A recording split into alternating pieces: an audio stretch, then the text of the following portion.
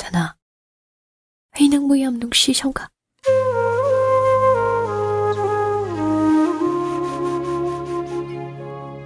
Nangdi, asi khangdaba mali. Wahaydugi matung achikpa na ka ado khudum chankre. Mikup ama ani tumin lainay. Purna sungay hag aduda kari haisige. Wahay thoktrabagum tarang amada tawi.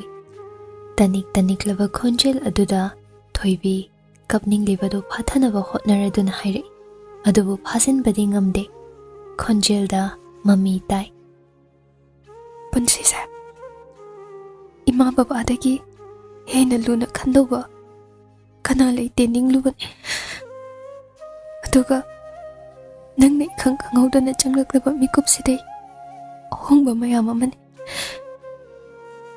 nangna tabak chathokraga kitang thengna halakpada mi paiba pui nung tarasu chutlamgadra ningtham thagi tra chingsinba numidang phau tabak kumlaktabada inglamgadra nong matang hobi chak chadana thokibada leihauba aina chak chakhom ama phau bangamde khangaba sida kamaina irai laina nangidamak kishu khangadu haribana kaya laina hariban Purna prap thoibibo chingsinduna konbire ai lali ai hairarige amukhana hairarige sigumbawa handa mukte thoibi kap thorakle Purnana konbirakle duna hena mabukning nungshi hanba oina thokre khonjel thokna kap thorei